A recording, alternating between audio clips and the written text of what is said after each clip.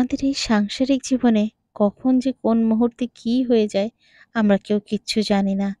আমরা ভগবান আমাদেরকে সৃষ্টি করে পৃথিবীতে পাঠিয়ে দিয়েছে। তিনি যেমন চালাচ্ছেন তেমন চলছি। সকাল হচ্ছে, রাত হচ্ছে, দুপুর হচ্ছে, সবই হচ্ছে। তার মাঝখান দিয়ে আমাদের দিয়ে উনি বিভিন্নভাবে কাজ করাচ্ছেন।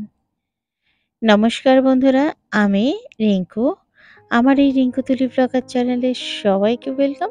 কেমন আছো? আশা করছি সবাই বেশ ভালো আছো। আর আমিও তোমাদের আশীর্বাদে বেশ ভালো আছি। সকালবেলা ঘুম থেকে উঠেই আগে চা করলাম। চা খেয়ে ঘরবাড়ি পরিষ্কার করে তারপর রান্না বসেছি। আজকে আর রান্নার ভিডিওগুলো করতে পারিনি। কেন? প্রচুর কাজের চাপ ছিল। এই যে মুগ ডাল করে নিয়েছি, তারপরে একটু ভেন্ডি আলু ভেজেছি। আর সকালটা রুটি আর সুজি করলাম সকালের জলখাবার হিসাবে। এই মোটামুটি করে দিয়ে গেলাম। আর এই দেখো সমস্ত জায়গায় কিন্তু প্যান্ডেলের জোর কদমে কাজ হচ্ছে। এটা হচ্ছে আমাদের এখানে, এটা হচ্ছে ঠাকুরপুকুর এসবি পার্কের প্যান্ডেল। বেশ সুন্দর হয়, এত সুন্দর হয় কি আর বলবো। মর্নিং, আমি রিঙ্কু। আমার এই রিঙ্কু তুলি ব্লগের চ্যানেলে সবাইকে ওয়েলকাম।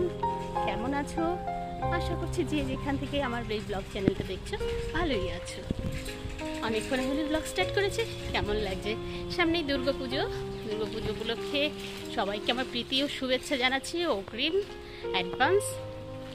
আশা করি সবার পুজোটা ভালো কাটুক, সবাই সুস্থ থাকো, ভালো থাকো। চলো দেখতে থাকো বাকি ব্লগটুকু। কেমন লাগে অবশ্যই কমেন্টের মধ্যে জানিয়ে দিও। আজকে ব্লগের শুরুতেই শুরু করেছিলাম, মানুষের যে কখন কি হয় তা কেউ জানে না। সত্যিতে আজকে আমার জানাই ছিল না আমাদের বাড়িতে এরকম একটা ঘটনা ঘটতে পারে। চলো সেটা সরাসরি চলে যাই, কি ঘটনাটা ঘটলো। এই যে আমার বাড়িতে গপু বাবা এসেছে।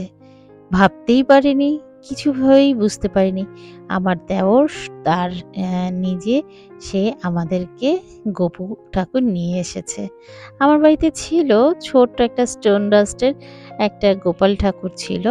আজকে আমার দেওর এই গোপাল ঠাকুরটা বাড়িতে নিয়ে এসেছে।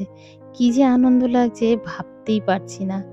এত ভালো লাগছে, এত আনন্দ লাগছে। আর দেখো মাথার টুপি থেকে, চুল থেকে, ড্রেস থেকে সমস্ত কিছুই নিয়ে এসেছে। পুরো এটা আমাদের একটা সারপ্রাইজের মতন হয়েছে, জানতামই না কেউ। দেখে হঠাৎ এত আনন্দ হয়ে গেছি, আমি কি বলবো কি শোনাবো কিছু ঠিক করতে পারছি না। আমার ননদও চলে এসেছে যে আমার বাড়িতে দেখো কে এসেছে, এইটুকুই শুধু ওকে বলা হয়েছে। ও দৌড়ে চলে এসেছে। আর তারপরে গোপালকে পেয়ে আমরা সবাই আনন্দে আপ্লুত হয়ে রয়েছি।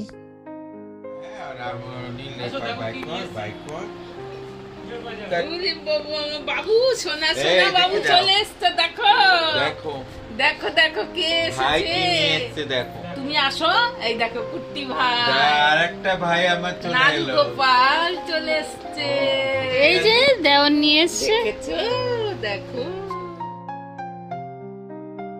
দেওর তো ড্রেস, গলার হার সমস্ত কিছু নিয়ে এসছে। আর ওই যে দেখতে পাচ্ছ কানের দুল, সেটা যেন কয়েকদিন আমি স্প্ল্যানেটে যে মার্কেটিং করতে গেছিলাম তখন ওটা আন্দাজেই আপন মনে নিয়ে এসেছি। আর আজকে যখন ওটা গোপালের কানে পরাতে গেছি দেখছি পুরো ঠিকঠাক। ভাবতেই পারিনি এটা যে গোপালের কানে হতে পারে। বেশ কিন্তু সুন্দর লাগছিল, সেটাও ঠিক ম্যাচ হয়ে গেছে। আসলে গোপালের জন্য গোপালই সমস্ত কিছু জোগাড় করে নেয়। কেমন হলো আমার বাড়ির গোপাল একটু কমেন্টে বলো। আর তোমরা আমাকে একটু আইডিয়া দিও আমার গোপালকে কিভাবে বসালে, কিভাবে রাখলে সুন্দর লাগবে। আপাতত গোপালকে তো এইভাবে বসালাম। আর তারপরে দুটো সন্দেশ বা রসগোল্লা এনলাম, সেটা এনে গোপালকে খাইয়ে আমরা সবাই নিলাম। এই ছিল আমাদের হঠাৎ করে একটা আয়োজন। আর তারপর সকালে তো দেখতেই পেলে ডাল আলু ভাজা করেছিলাম, আর একটু আমার শাশুড়ি মা লাবড়া মতন করেছিল। কিন্তু রাত্রে একটু পনির করব, তাই পনির করার জন্য আগে আমি পনিরগুলো ভেজে একটু উষ্ণ গরম জলে ভিজিয়ে রাখি। আর তারপর ফোড়ন দিয়ে আলুগুলোকে ভেজে নিলাম। ফোড়নে দিলাম জিরে আর কাঁচা লঙ্কা।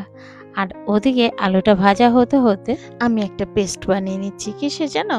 টমেটো, আদা, কাঁচা লঙ্কা আর ওদিকে জিরের গুঁড়ো এই দিয়ে একটা পেস্ট বানিয়ে নিয়ে সেটা এই আলু ভাজার মধ্যেই ঢেলে দেব।